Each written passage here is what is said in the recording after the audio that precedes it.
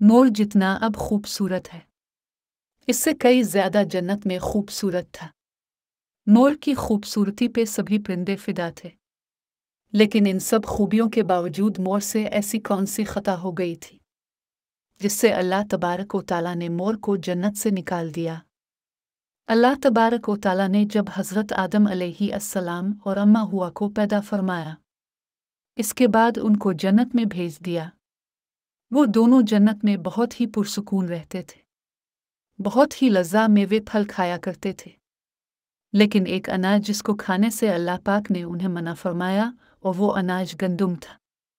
चूँकि शैतान हज़रत आदम अलैहिस्सलाम की वजह से ही जन्नत से निकाला जा चुका था, इसी वजह से शैतान की हज़रत आदम अलैहिस्सलाम से दुश्मनी हो गई थी।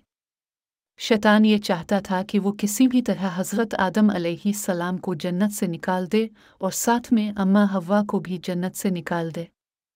जब शैतान को ये खबर हुई कि हज़रत आदम अलैहि को तमाम मेवे खाने की इजाज़त है, लेकिन गंदुम खाने की इजाज़त नहीं है, तो शैतान इंतकाम की आग दिल में लिए जन्नत के दरवाजे के पास बैठ गया और 300 साल तक वहाँ पर बैठा रहा कि कोई जन्नत के दरवाजे से बाहर आए और शैतान इससे बात कर सके। एक दिन अचानक से मोर जन्नत से बाहर आ गया। शैतान इसको देखते ही बहुत खुश हो गया। शैतान ने पूछा, ए खूबसूरत परिंदे, तुम कौन हो? मोर बोला, मैं मोर हूँ।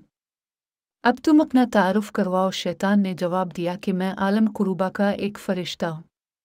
मैं अल्लाह पाक की इबादत से एक पल भी गाफिल नहीं हूँ। मैं चाहता हूँ कि मैं जन्नत में जाऊँ, वहाँ की नेमतों का अपनी आँखों से मुशाहिदा करूँ। शैतान मोर से कहने लगा कि तुम मुझे जन्नत के अंदर ले जाओ, मैं तुम्हें 3 ऐसी बातें बताऊंगा जिससे तुम्हें अबदी जिंदगी हासिल हो जाएगी। तुम्हें बुढ़ापा और बीमारी नहीं आएगी, तुम हमेशा जन्नत में ही रहोगे।